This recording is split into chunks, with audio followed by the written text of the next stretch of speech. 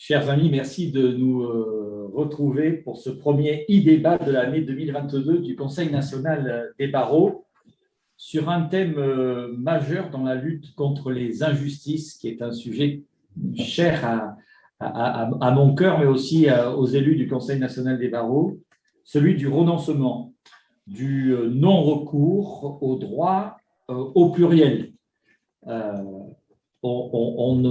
On constate une dérive au terme de laquelle les citoyens renoncent à exercer leurs droits parce qu'ils sont perdus, parce qu'ils n'osent pas, parce que c'est trop cher, trop compliqué. Et donc, c'est un vrai sujet qui me préoccupe, mais qui préoccupe et qui doit préoccuper chaque avocat de ce pays que le Conseil national des barreaux représente les 71 000 avocats français. Et je suis particulièrement heureux pour cela d'accueillir Madame Anne Dutilleul, haute fonctionnaire et vice-présidente du Secours catholique. Depuis de nombreuses années, et pour ceux qui ne le savent pas, le Secours catholique analyse ce que sont les non-recours au droit dans notre pays. Et en avril 2021, vous avez publié un rapport consacré à cette question, non-recours, une dette sociale qui nous oblige. J'ai été frappé que par les chiffres que vous présentez, particulièrement trois chiffres m'ont touché. Vous exprimez le fait que, d'abord, il apparaît qu'environ un tiers des personnes accueillies et éligibles au RSA ne le perçoivent pas, ne le touchent pas. Ensuite, que plus d'un quart des personnes éligibles à des allocations familiales ne les perçoivent pas, ne les touchent pas. Et enfin, que le non-accès aux droits représente pour l'État une économie budgétaire entre 3 et 5 milliards d'euros pour le RSA, ce qui est énorme, énorme. Mais le sujet du non-recours draine tous les droits de notre société, le droit du travail, le droit aux indemnités, l'accès aux juridictions, le droit aux prestations sociales. Et donc, je suis également heureux d'accueillir M. Frédéric Souillot, secrétaire confédéral Force ouvrière en charge du secteur des affaires juridiques, représentant particulièrement les salariés, mais avec une vision large de ce que je sais de lui, qui nous permettra notamment d'aborder la baisse des saisines devant le Conseil des prud'hommes, les conseils des prud'hommes, pour des raisons multiples, délai de jugement, loi Macron, barème Macron, complexification des dossiers, éloignement physique des conseillers prud'hommes, etc. Toutes ces situations de non-recours ont déjà eu des conséquences graves et ont toujours des conséquences graves pour les personnes qui en sont victimes. Ayons tous en tête que 78% des femmes victimes de viol renoncent à porter plainte. C'est totalement inadmissible. Renonciation des droits sociaux, de l'accès aux juges en matière civile, prud'homale et aussi en matière pénale, c'est un constat qui est alarmant. Et ce grand renoncement interroge autant qu'il inquiète, tant l'exercice des droits est constitutif, selon nous, de la véritable citoyenneté. Un vrai citoyen doit pouvoir exercer ses droits. Et donc, le Conseil national, sous mon impulsion, a décidé de faire de la lutte contre les injustices, et ce compris contre les non-recours, une grande cause de la mandature 2021, 2022 et 2023. Et nous l'espérons aussi du prochain quinquennat. Et nous allons donc formuler des propositions pour tenter de résorber les injustices, qu'elles soient géographiques, qu'elles soient citoyennes, qu'elles soient économiques, qu'elles soient sociales, qu'elles soient tout simplement humaines. Nous allons donc en débattre. Quelles sont les origines du non-recours, les conséquences et leurs conséquences et comment pouvons-nous lutter contre ce phénomène? Merci à Sophie Ferry, présidente de la commission prospective du Conseil national des barreaux, pour la modération de ces échanges. J'en profite aussi pour votre dynamisme, Sophie, et votre volonté de faire avancer ces sujets en interne dans la profession d'avocat, vers l'extérieur grâce à nos invités et aussi dans le cadre de la campagne présidentielle où les candidats ou les équipes des candidats commencent à venir nous solliciter et nous saurons leur faire passer nos messages.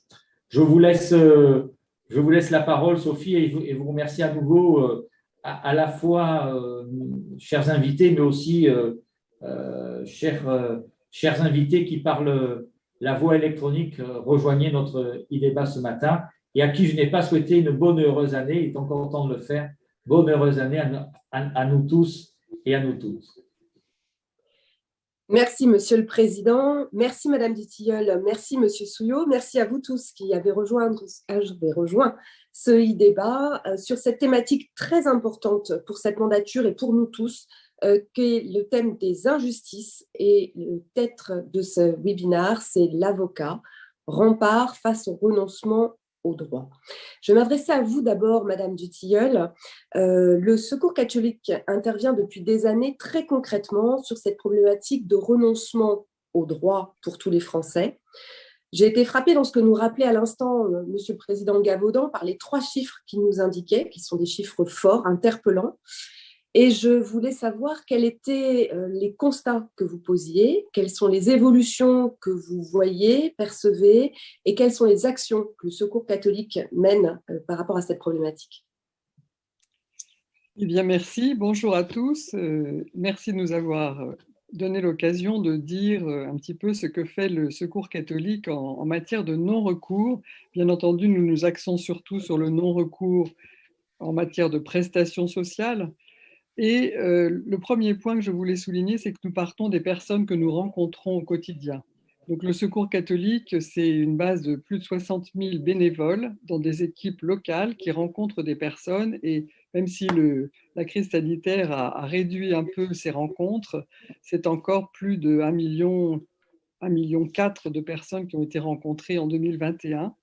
Et nous constatons année après année, une augmentation des situations de non-recours pour des personnes qui sont parfaitement éligibles, donc soit au RSA, comme l'a rappelé le président Gévaudan, soit aux allocations familiales. Et celles qui auraient droit aux deux sont encore 10% de celles que nous rencontrons qui n'ont pas du tout recours ni à l'un ni à l'autre. Donc, c'est un pourcentage très important qui a attiré notre attention. Donc, nous avons fait une petite enquête en 2021 pour compléter ces constats que nous faisons tous les ans. Et à partir de ces personnes rencontrées, donc il y a 120 personnes qui ont répondu, 30 ont été rencontrées pour des entretiens approfondis. Et nous avons donc totalement confirmé ces chiffres, c'est-à-dire l'ordre de grandeur de 30% de personnes qui n'ont pas recours aux prestations sociales auxquelles elles auraient droit. Donc il ne s'agit même pas d'augmenter le champ des prestations sociales, il s'agit d'abord de les appliquer telles qu'elles sont. Nous avons donc analysé aussi ces non-recours parce qu'ils revêtent de multiples aspects et plusieurs causes. Les multiples aspects, c'est d'abord qu'au-delà des 30% qui aujourd'hui n'ont pas recours à ces prestations sociales, presque toutes les personnes qui viennent au Secours catholique ont eu un jour ou l'autre un défaut de recours à des prestations auxquelles elles auraient droit, ou une interruption, ou à rembourser des indus, donc qui parfois mettent en difficulté les personnes, etc. Et sur les causes, évidemment, vient en premier la connaissance et la difficulté des démarches qui peuvent rebuter et effectivement causer ces non-recours.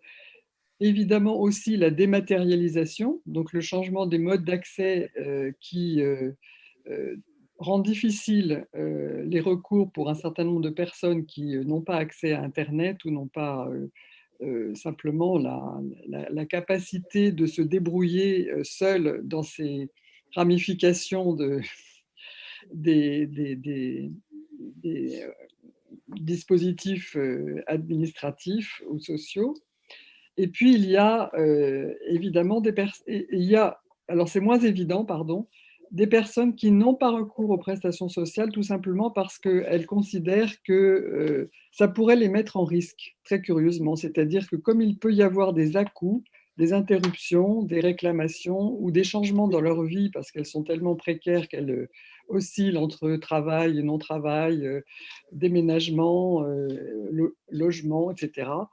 Elles ont peur que le recours à une prestation sociale risque de les mettre en difficulté si elle s'interrompt brutalement et qu'elles aient par exemple des indus à rembourser un jour, alors qu'elles ont compté sur des prestations.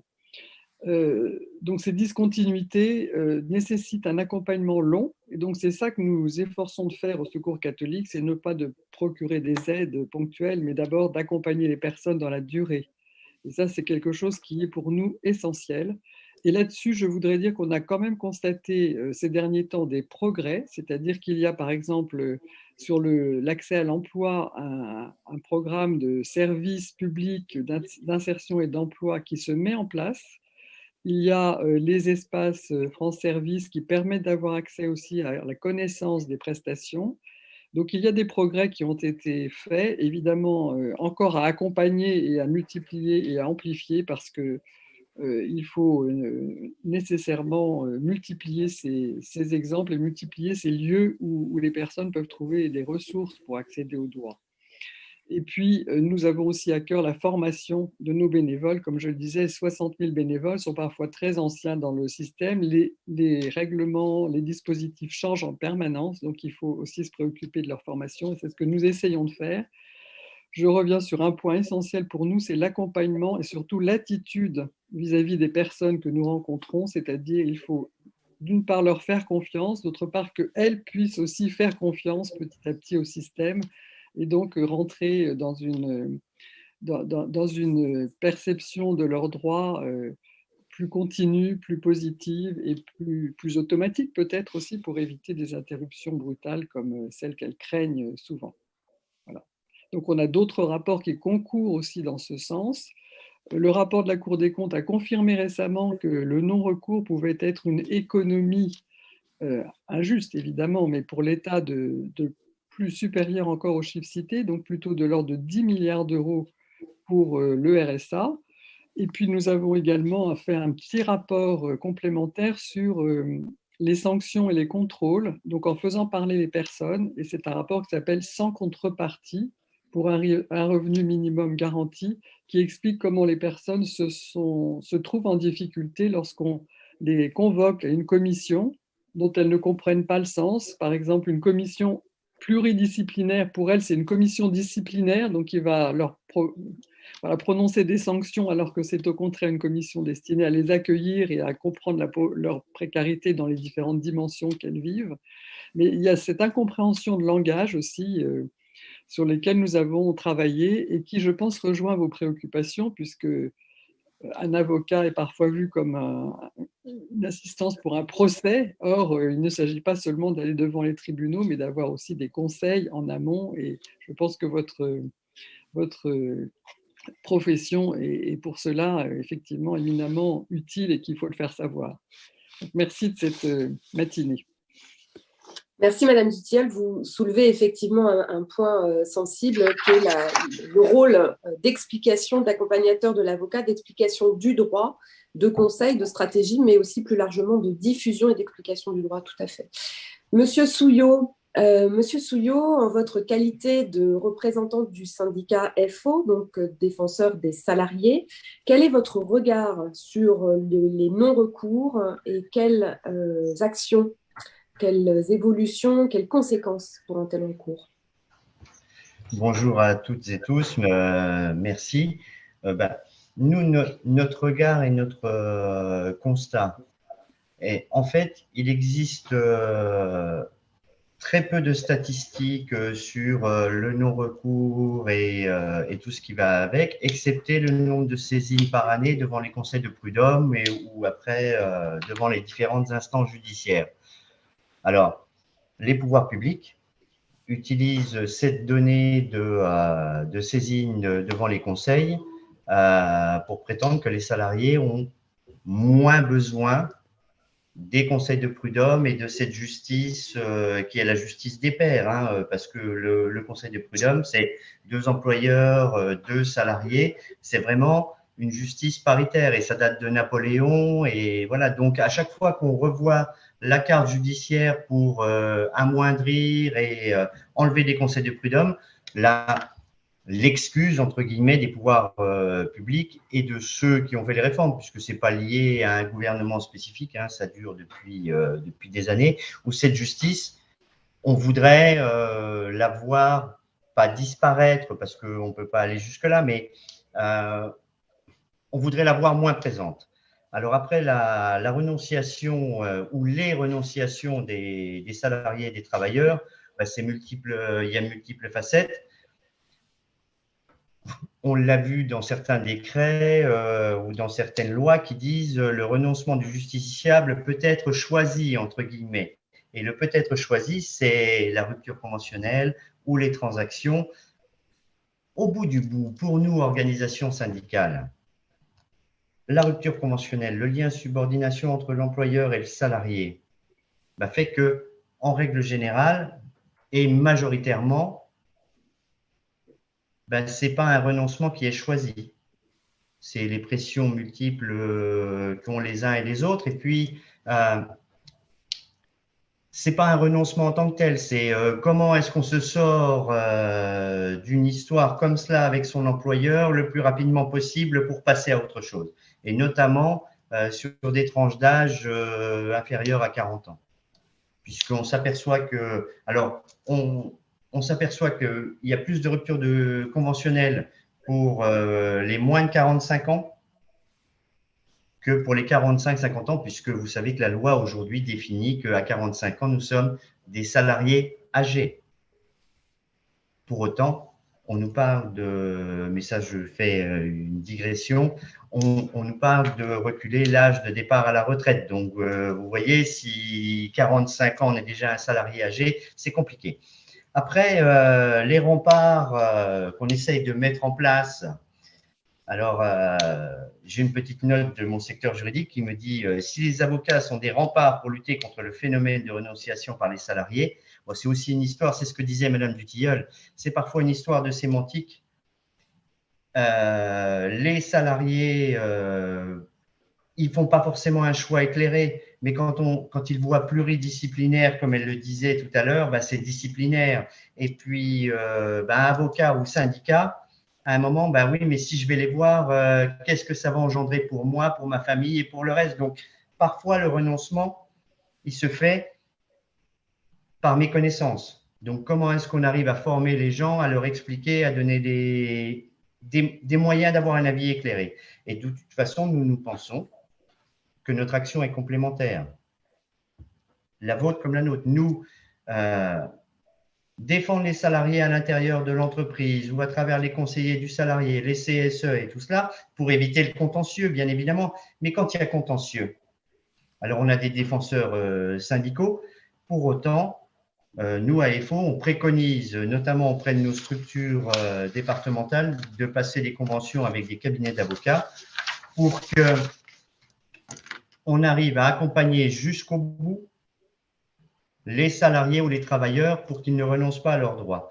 Maintenant, la complexité de la saisine de la justice prud'homale, qui n'est plus totalement gratuite, puisque aujourd'hui, il faut quand même encore un petit peu payer, nous, on va continuer de la combattre. Alors, on est aujourd'hui devant la Cour de cassation, à la Commission européenne devant la CEDS et le bureau de l'OIT pour dire que les barèmes et tout ce qui va avec, c'est du renoncement forcé. Et puis,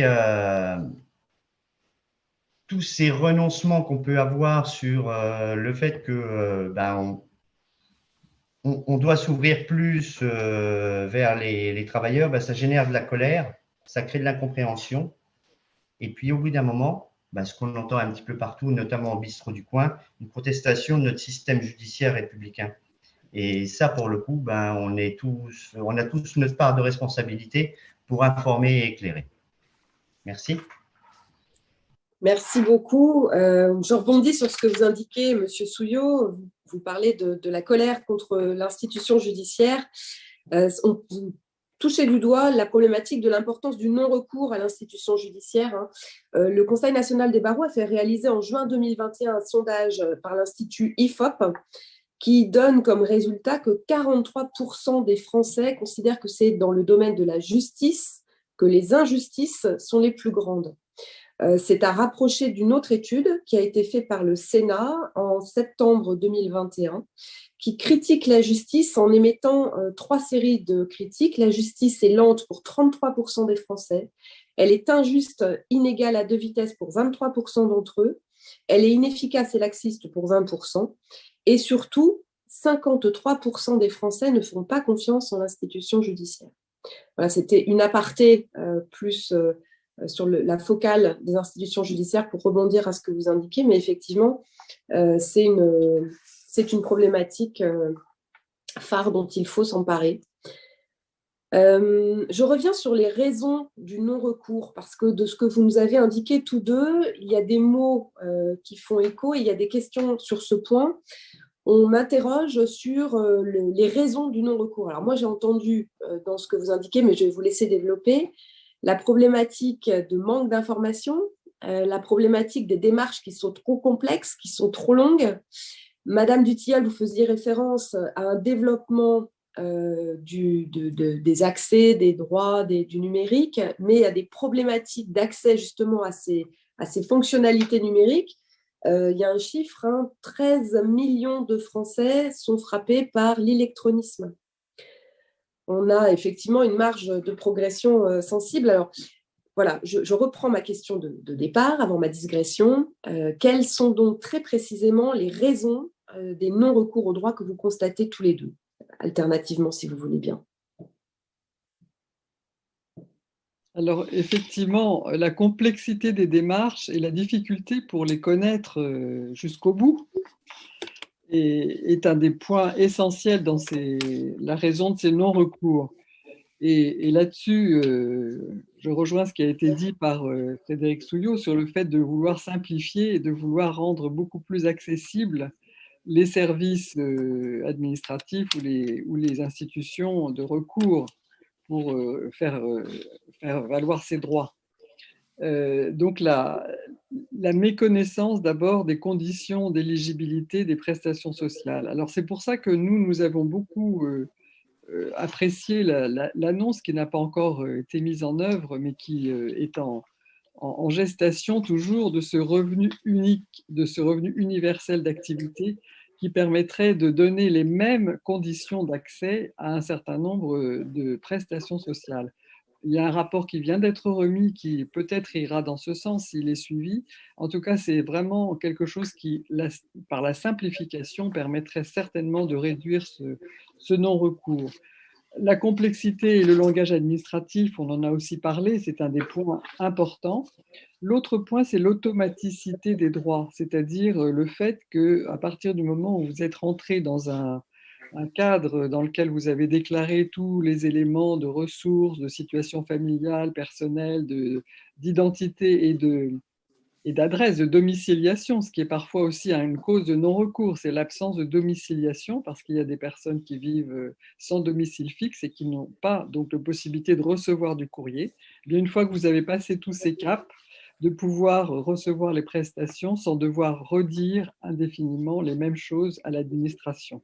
Alors la dématérialisation peut être un outil pour ça. Ça peut être une aide pour justement stocker les données concernant chacun et permettre leur mise à jour et leur vérification par tous les interlocuteurs administratifs qui en ont besoin.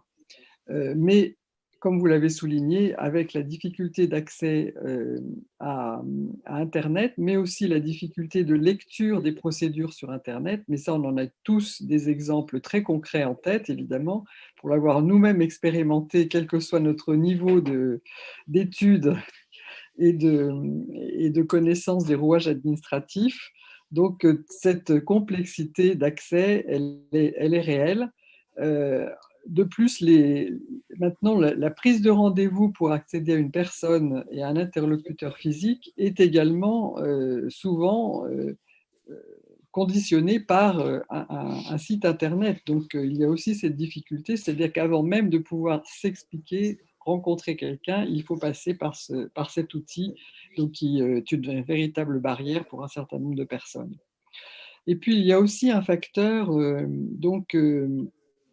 un facteur donc, qui est en fait plutôt signalé positivement, c'est-à-dire l'accompagnement par quelqu'un. Finalement, ceux qui ont le moins accès au droit, c'est aussi ceux qui sont seuls, qui n'ont pas de proches qui peuvent les aider, qui n'ont pas de contact avec des personnes pouvant les aider. Et ça, c'est quelque chose auquel on est de plus en plus attentif dans nos permanences du Secours catholique, parce que lorsqu'une personne vient pour la première fois, on s'aperçoit que c'est souvent celles qui ont le moins recours à leurs droits. Donc, quand on vient pour la première fois, même si c'est pour une aide très ponctuelle, on assure un un entretien un peu long maintenant pour permettre de connaître la situation et de pouvoir lui proposer de recourir à ses droits sans attendre qu'elle revienne, parce que parfois elle ne reviendra pas de sitôt. Donc, c'est quelque chose à laquelle on veille, c'est cette attention à apporter dès que la personne se présente pour la première fois. Merci. Monsieur Souillot, vous voulez réagir? Oui, bien sûr. Nous, la meilleure illustration est celle des voies de recours qui sont plus resserrées et tout cela. Donc ça, c'est la première illustration où les salariés disent, bon, tant pis, je fais autre chose. Aujourd'hui, dans 92% des saisines de conseil de prud'homme, ce sont des entreprises de moins de 10 salariés. Et quand vous avez un diplôme alors, de boulanger ou de coiffeur, si vous emmenez votre employeur devant le conseil des prud'hommes pour des salaires ou pour des choses comme cela, demain, comment est-ce que vous allez retrouver un emploi dans votre branche et localement chez un artisan et tout cela? Donc, il y a cette crainte. Et puis, il y a l'éloignement du système judiciaire.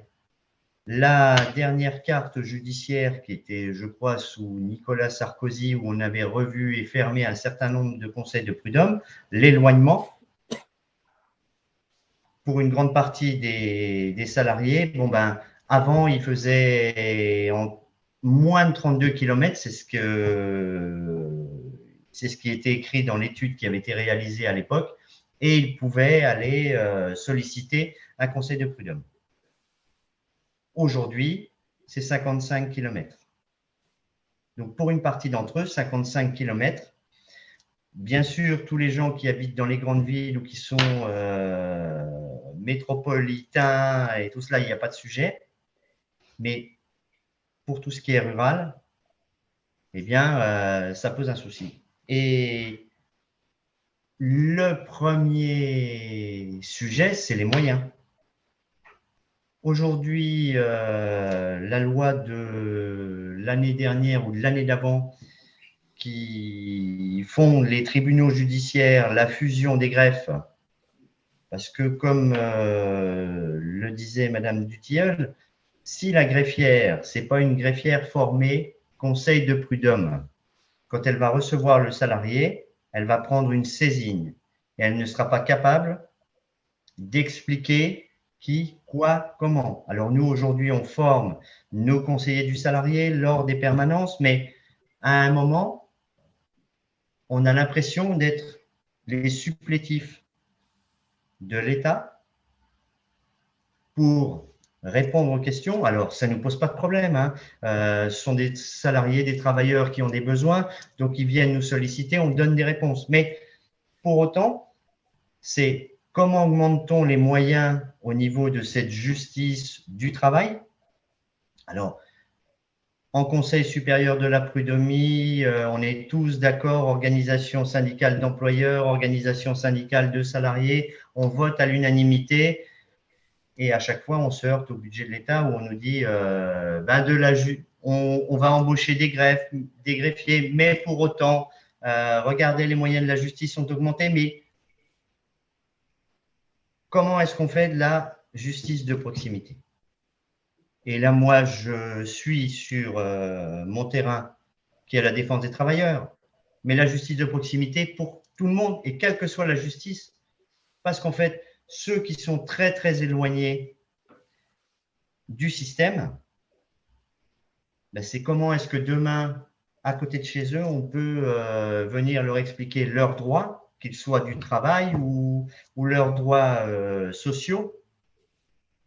Parce que notre système de protection sociale, il est républicain, il nous prend de la naissance jusqu'à notre mort, mais comme le disait Madame Dutilleul, un certain nombre de citoyens ne savent même pas qu'ils ont droit à telle ou telle chose. Donc, nous, sur la justice prud'homale, c'est les moyens, mais quand on rencontre le garde des Sceaux, on lui dit la même chose, mais c'est les moyens de la justice de proximité. Comment est-ce que demain, on arrive à à mettre au plus près. Alors, on ne veut pas tous un tribunal à côté de chez soi, mais comment est-ce que dans un rayon de 30 km, on arrive à avoir un tribunal où on pourra se renseigner sans forcément aller au contentieux? Mais là, c'est peut-être aussi vous, avocats, de dire ben, on est là pour vous conseiller. Bon, ce qui leur fait peur souvent aux travailleurs, aux uns et aux autres, on se l'est déjà dit, mais combien ça va me coûter? C'est là. Merci. Merci, Monsieur Souillot. Vous soulevez la problématique, la question de la proximité. Et moi, je renverrai à des chiffres qui sont donnés par un sondage, là encore, le baromètre d'accès au droit, le baromètre des droits et d'accès au droit fait par Odoxa à la demande du Conseil national des barreaux, qui dit que 35% des Français considèrent qu'ils n'ont pas un accès facile aux tribunaux. C'est un chiffre qui est très inégal puisqu'il est de 29% en Île-de-France pour monter à 48% en Normandie, pour atteindre 55% en Guyane. Un autre chiffre encore, un tiers des Français considèrent qu'il est difficile de faire valoir ses droits là où il habite plus d'un tiers, puisque c'est 37%. Alors, c'est une problématique qui est encore plus grave en Outre-mer, et là, on atteint 58%. Donc, des chiffres qui sont tout à fait corroborés à ce que vous exprimez comme sentiment d'injustice et de problématique d'accès aux lieux de justice. C'est véritablement une difficulté. On a une question posée par une internaute. Avez-vous des chiffres sur le recours à la médiation en matière sociale ? Elle nous dit qu'elle a le sentiment que la pratique se développe et peut expliquer le non-recours à la juridiction prud'homale. C'est une question pour vous, Monsieur Souillot, je crois. Oui, je l'avais bien compris. Alors, il n'y a pas encore d'études et d'analyses sur les chiffres de la médiation. Pour avoir fait, nous, le tour, on a 104 unions départementales, donc métropole et ultramarine. La médiation, elle commence à se mettre en place, mais nous ne pensons pas, avec les retours que nous avons de nos structures dans les départements, que ce soit ça qui génère le moins de saisines de conseil de prud'homme.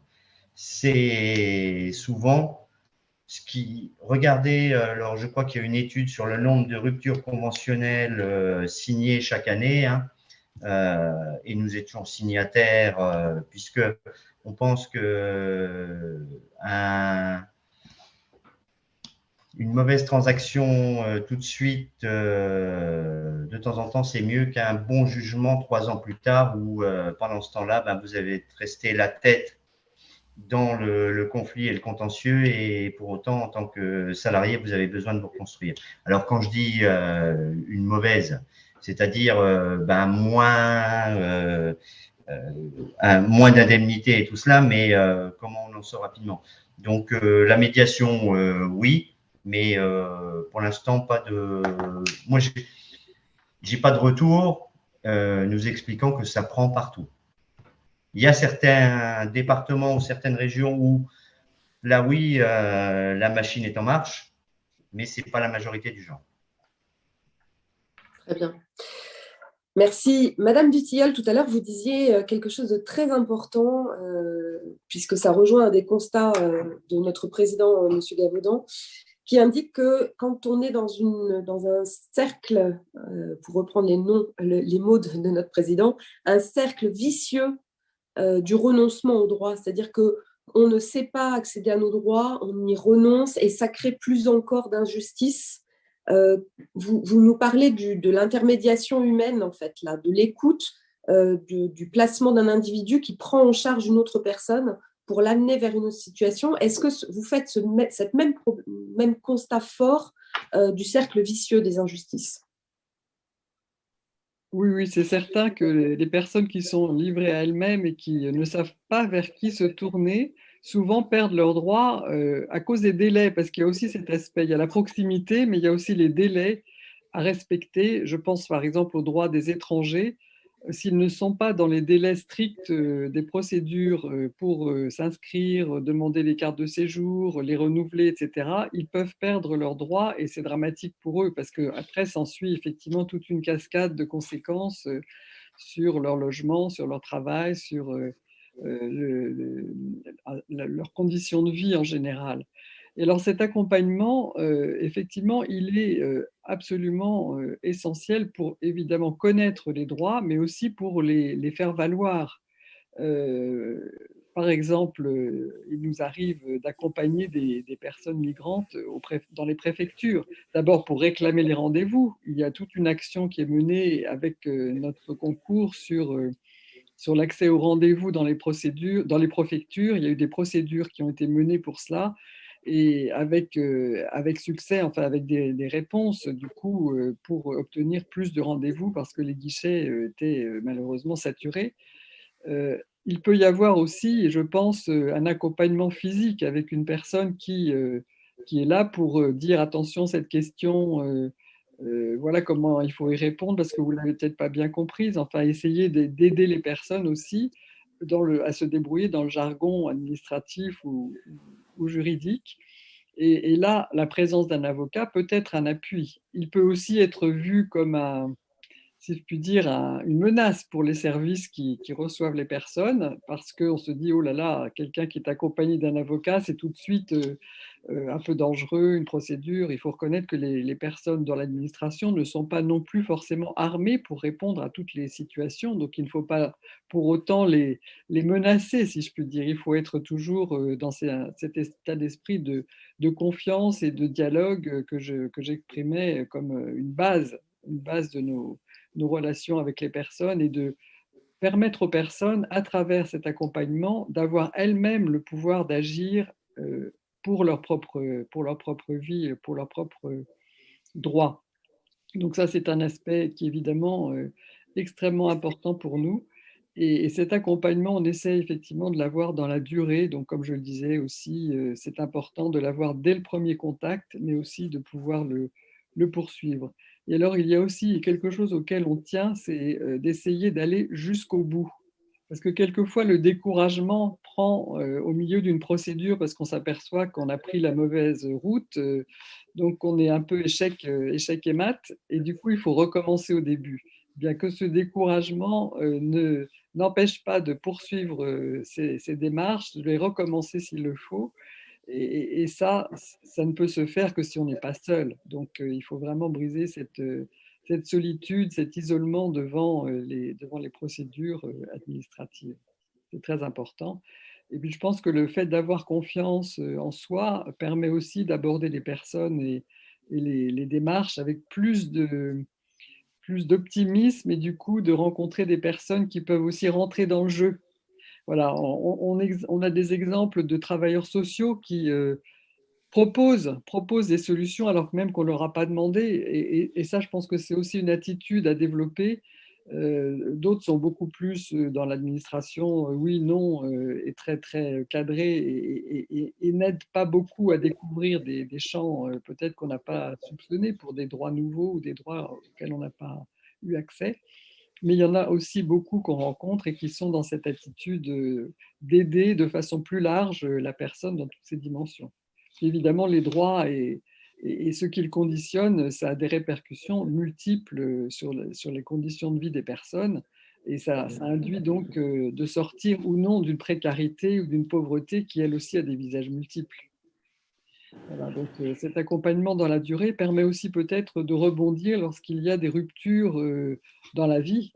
S'il y a un déménagement, on peut aussi se transmettre un contact d'une délégation à une autre au Secours catholique ou essayer de maintenir une continuité alors que la vie des personnes rencontre aussi des discontinuités en permanence. Et c'est une des causes souvent de non-recours aux droits ou d'interruption de ces droits. Merci de ces précisions. Monsieur le Président, vous souhaitez intervenir?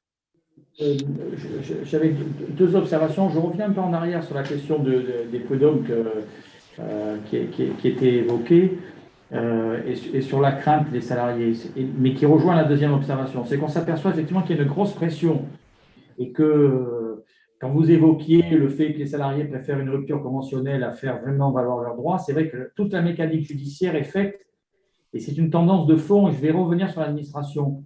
La mécanique actuelle, et c'est un débat qu'on a dans les états généraux de la justice qui ont été lancés par le président Macron et qui battent leur plein actuellement, c'est le fait que, comme on complexifie de fait l'accès aux juges, les gens renoncent par définition à leurs droits et ça devient très difficile, même psychologiquement, de le faire. Et ce que vous évoquez, c'est assez grave, c'est-à-dire que par le biais des ruptures conventionnelles, en fait, et parce que si on conteste les conditions dans lesquelles, si on ne signe pas la rupture, ben, le licenciement est prononcé, ça prend tellement de temps qu'on préfère…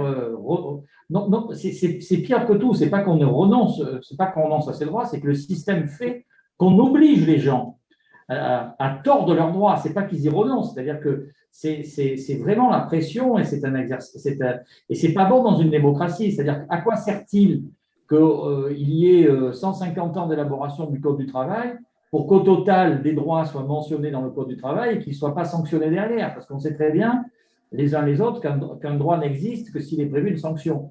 Or, il n'y a plus de sanction possible puisque le système s'étouffe et on ne fait rien pour lui donner de la respiration. Donc, c'est très pervers comme mécanique sur l'aspect judiciaire. Et c'est très pervers en matière administrative. Vous évoquiez, madame, la question du droit des étrangers, vous évoquiez la question des allocations familiales, on peut évoquer aussi la question du contentieux qui se passe devant les tribunaux de sécurité sociale sur ces questions-là. On s'aperçoit en fait qu'il y a une dérive, c'est-à-dire qu'au départ, un droit, par exemple celui des étrangers, il est objectif. On rentre ou pas dans les conditions fixées par le législateur. Et on s'aperçoit qu'il y a une mécanique administrative. Ce n'est pas l'intention malicieuse ou perverse des uns ou des autres, c'est une mécanique administrative qui fait que la mécanique fait qu'elle devrait mettre à disposition des citoyens ou des étrangers, s'il s'agit du droit d'asile ou des droits étrangers, un certain nombre de droits. Et on doit considérer que c'est à l'administration de mettre en place l'accès aux droits. Or, l'administration, dans un premier temps, paralysée par un manque de moyens ou par la lourdeur administrative, ne le fait pas, et plus pervers, ne veut plus le faire. Et c'est toute la problématique finalement de l'administration, des autorités administratives, qui non seulement ne confèrent plus les droits, c'est-à-dire que spontanément un citoyen ou un bénéficiaire de droit devrait se tourner vers l'administration, qui devrait lui faciliter l'accès aux droits. En fait, toute la mécanique est faite pour qu'il n'ait plus l'accès aux droits. Et vous évoquiez la question effectivement des étrangers. Désormais, parce que l'administration veut s'organiser, on doit prendre rendez-vous en ligne. Et vous évoquiez, madame, la question des délais. La profession se bat beaucoup sur ces questions-là, sauf que ça ne fonctionne pas. On donne des rendez-vous de manière lointaine et les gens qui sont en fracture numérique ne peuvent plus prendre rendez-vous. Donc l'administration a un regard auto-centré pour arranger son propre fonctionnement, dit allez sur une plateforme pour prendre des rendez-vous, ce qui fait que les gens n'arrivent pas ou ne peuvent pas rendez-vous. Et ça, c'est une perversion du système. Et c'est une dérive où nos droits et où la démocratie s'appauvrit. Et ça, c'est une vraie difficulté. Et j'en termine sans alourdir aussi. Il y a un questionnement sur l'accès aux droits, sur les autorités administratives, qu'on veut indépendantes ou pas. Ce transfert de l'État, et ça, c'était frappant sous ce quinquennat, de conférer à l'administration ou à des autorités administratives la gestion d'un certain nombre de droits. Voire à des entreprises privées. Et ça, c'est grave parce que c'est un renoncement, pour le coup pas du citoyen, c'est un renoncement de l'État à assumer on va dire, ses fonctions régaliennes. Et là, on a aussi quelque chose à dire, institution, c'est-à-dire on doit dire, vous ne pouvez pas, il faut arrêter cette dérive-là parce que le tissu social se délite. Et donc voilà, est-ce que vous le ressentez, chers invités, dans vos fonctions, soit dans le syndicalisme, soit dans votre activité au Secours catholique? Est-ce qu'il y a des débats chez vous pour alerter sur cette forme de dysfonctionnement de la société française dans ses institutions, je veux dire, dans son administration? Oui, certainement. Nous, dans le besoin d'accompagnement que nous constatons, en fait, nous nous posons la question régulièrement de savoir si nous ne sommes pas en train de pallier des lacunes de l'action publique et des lacunes de l'État ou de son administration. Alors moi, j'étais haut fonctionnaire, je ne le suis plus, hein. Je suis en retraite maintenant de la fonction publique, mais je peux vous dire que dans l'administration, il y a beaucoup de personnes qui souhaiteraient avoir un peu plus les coups des franches pour être force de proposition, force positive de résolution des problèmes, bien entendu. Mais effectivement, ce qui les empêche de faire ça, c'est probablement un peu le manque de moyens ou d'organisation un peu défaillante, mais c'est aussi le report à ces plateformes, à ces procédures, à ces téléprocédures généralisées qui vont tout à fait dans le sens inverse, je crois, au sens de l'histoire. Elles ont démarré à un moment où peut-être il y avait un besoin d'appui de ces outils électroniques pour mieux répondre aux besoins des citoyens. Et puis elles se sont transformées finalement en espèces d'abris derrière lesquels l'administration se réfugie et n'est plus donc au service du citoyen quotidiennement. Et ça c'est dommage. Alors, je disais tout à l'heure que j'avais quelques sources d'optimisme, de progrès qui étaient en vue avec le service public de l'insertion et de l'emploi, par exemple, qui se met en place et qui demandera effectivement des moyens accrus, mais qui, en tout cas, sur le principe, est celui d'un suivi personnalisé et continu d'une personne en recherche d'emploi ou d'insertion. Donc déjà, le principe est bon, donc voyons comment la mise en œuvre pourra se faire. Et puis les espaces France Service, où là aussi on essaye de donner aux permanents qui seront dans ces espaces des ressources qui permettent de répondre à toutes les questions des personnes et pas seulement à une question spécialisée, que ce soit Pôle emploi ou les aides sociales ou d'autres. Donc peut-être que là aussi, cette ouverture vers une multiplicité de ressources au même lieu permettra peut-être des communications meilleures avec le public aussi. C'est ce qu'on peut espérer. Donc avec des personnes bien formées pour pouvoir accueillir et répondre à des questions diverses et pas seulement à une question. Point numéro 1, vous ne l'avez pas, revenez dans 8 jours ou dans 15 jours. Voilà. C'est ce que l'on souhaite. Mais ce sont effectivement des besoins que nous ressentons tout à fait de la part des services publics et de l'administration que nous avons en face de nous. Merci. Je ne résiste pas à vous livrer une réflexion d'une internaute qui fait écho à ce que vous dites toutes deux. L'accès au droit et son impossibilité, suppression des tribunaux d'instance, etc., me fait penser à la suppression des lits à l'hôpital. C'est la même chose. Le justiciable ou le patient ne sont que des paramètres de gestion.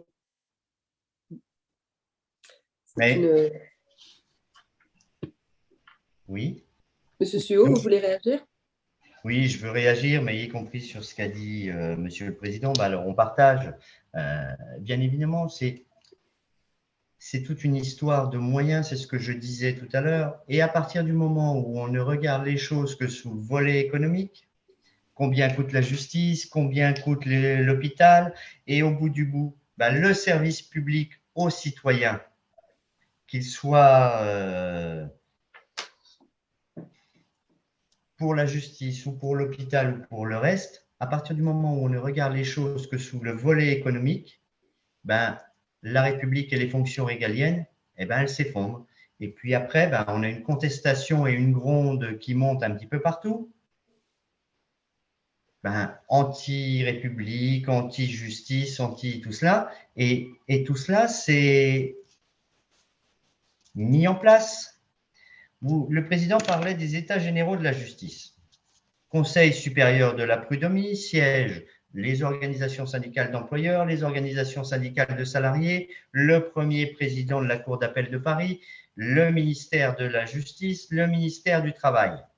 États généraux de la justice, le Conseil supérieur de la prud'homie et les conseillers prud'hommes avec toutes leurs organisations, pas invités.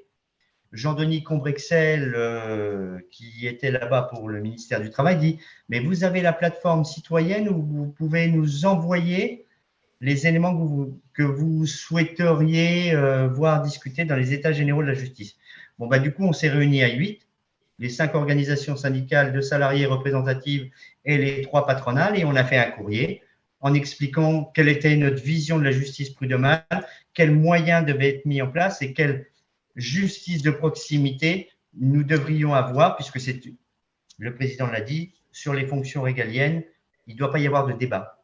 Et on ne doit pas regarder les choses que sous volet économique. Et puis, on avait une revendication et en fin d'année 90, on disait un droit, ça ne se négocie pas, ça se prend. Madame Dutilleul, vous voulez prendre la parole. Oui, je voulais abonder dans le sens de ce que dit Frédéric Souliot sur la dimension économique qui est la seule regardée.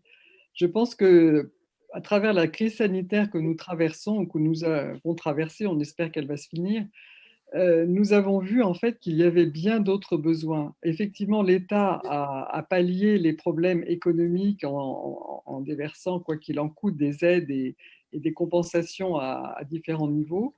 Il n'a pas touché en fait les plus démunis, c'est-à-dire que les 5% de personnes qui vivent dans la plus grande pauvreté ont plutôt vu leurs ressources diminuer et non pas augmenter à l'issue de la crise par suite des aides, parce qu'elles n'ont pas été touchées par les différentes aides. Mais surtout, ce que je voulais dire, c'est qu'on est à contre-courant maintenant de ce qu'on a ressenti pendant cette crise, quand on ne parle que des aspects financiers et budgétaires, parce que ce qu'on a le plus ressenti, c'est le besoin de relations que nous avons pour vivre.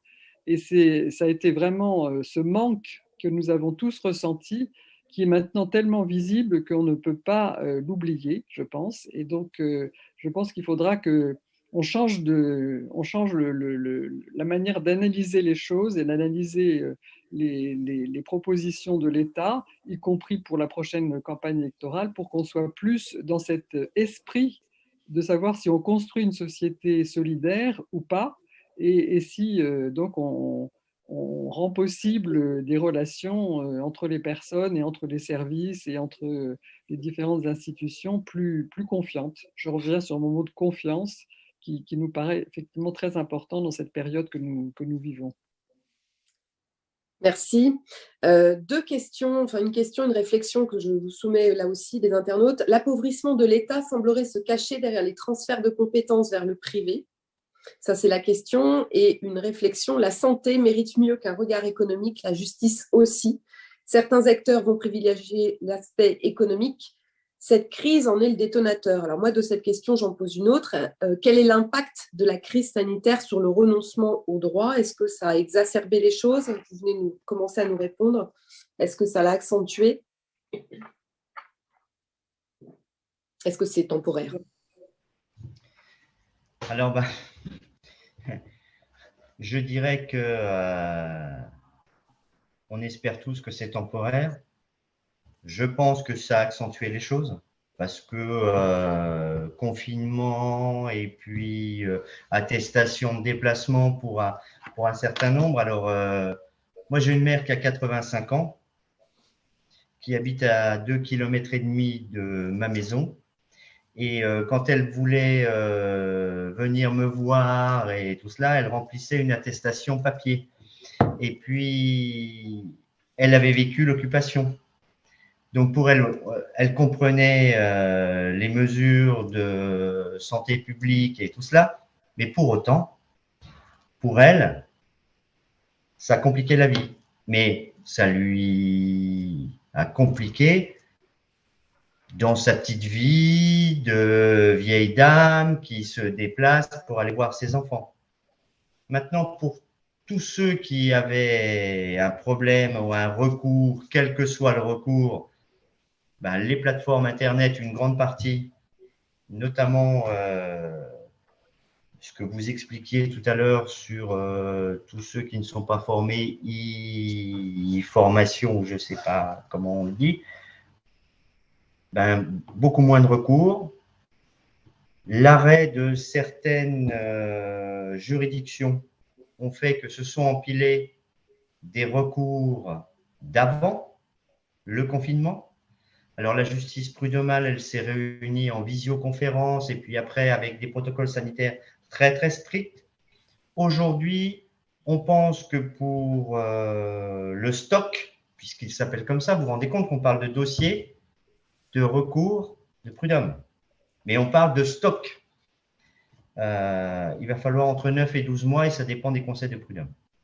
Donc, rien que pour le stock, le ministère de la Justice et le garde des Sceaux avaient dit on va prendre, et c'était des greffiers non titulaires, je crois que c'est 800 rien que pour les conseils de prud'homme et tout cela. On espère que cette pandémie va s'arrêter parce qu'on en a tous besoin. Et en plus de ça, il va y avoir plus de contentieux. Les gens sont plus énervés, plus tendus, plus… Ça se sent un petit peu. Et qu'on voit revenir, alors pas le nombre de recours et de contentieux, parce que ça, personne n'a envie de vivre ça, mais au moins que les salariés et les travailleurs puissent se voir faire reconnaître dans leurs droits.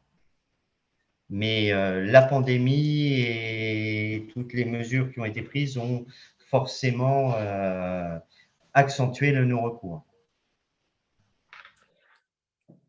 Merci. Madame Ditiol, une dernière réaction? Juste un petit mot pour dire qu'il y a des droits aussi qui ne sont pas forcément inscrits dans la loi, et enfin, en tout cas dans les textes et dans des formulaires. C'est le droit à l'alimentation, dont on a vu, par exemple, pendant la crise sanitaire, que beaucoup de monde venait aux distributions alimentaires parce qu'ils n'avaient même plus de quoi manger. Je pense aux étudiants, aux personnes qui vivaient de la rue, etc. Donc ça, c'est aussi des droits auxquels il faut songer et qui sont difficiles à défendre parce que, encore une fois, ils ne vont pas se plaider devant les tribunaux, en tout cas pas pour l'instant. Mais c'est un focus qu'on a fait sur notre rapport annuel sur la pauvreté cette année pour montrer à quel point la pauvreté et l'absence de droit allaient loin. Voilà. Merci. Merci à vous deux. Moi, j'entends de tous nos échanges complexification de la norme, complexité des procédures, et l'intermédiation absolument indispensable d'un humain qui prenne en charge la personne. Parce que comment est-ce qu'on pourrait imaginer que le droit ne soit qu'une technique déshumanisée? C'est là où l'avocat, entre autres, reprend sa place, toute sa place. Merci beaucoup de tous ces échanges, et les échanges qui ont eu lieu là ce matin confortent la proposition que la profession a formulée afin de renforcer un accès au droit pour tous et de lutter contre les non-recours. Cette proposition, c'est d'inciter au recours à l'avocat pour les particuliers, imposables ou non imposables, d'inciter le recours pour les TPE, les PME, Monsieur Souillot, vous visiez tout à l'heure des entreprises de moins de 10 salariés, pour les associations, pour la création d'un crédit d'impôt qui permette d'exercer effectivement le recours à l'avocat, le conseil au droit, l'accès au droit, l'accompagnement, l'intermédiation humaine dont on a tant besoin. Je souhaiterais aussi, pour continuer ce e-débat décidément riche d'échanges, et je remercie tous ceux qui ont participé derrière leur écran à l'animer, je vous rappelle toutes et tous qu'il existe une consultation en ce moment, une consultation citoyenne que nous avons lancée avec la plateforme mec.org. Rendez-vous sur le site en tapant in-justice.mec.org. Vous retrouverez la question que nous vous posons: comment favoriser l'accès au droit pour lutter contre les injustices? Nous avons d'ores et déjà plus de 300 propositions, plus de 20 000 votants. Alors venez, participez, votez, proposez, et vous avez pour ce faire jusqu'au 15 février prochain. Nous avons besoin de vous tous. Merci beaucoup, Monsieur le Président. Je vous laisse clôturer ce e-débat. Merci pour ces échanges. Merci, Madame Sophie Ferry. Je voudrais simplement dire que si nous valorisons l'activité de la profession d'avocat, mais c'est notre rôle comme institution nationale, nous avons conscience, je pense que ceux qui nous ont vus et écoutés l'ont compris, nous sommes conscients, nous autres avocats, quels que soient nos modes d'exercice, qu'il n'y a pas que les avocats qui sont des vecteurs de droit. Les associations, on l'a démontré, les syndicats, quels qu'ils soient, de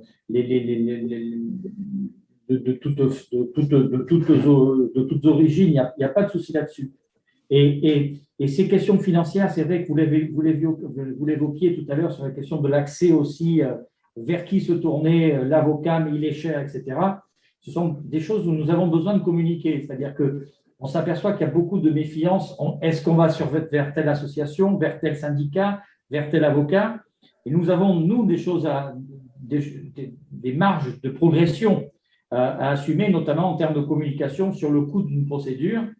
Les choses sont simples, il y a des conventions d'honoraires, il y a des aides, il y a des aides juridictionnelles.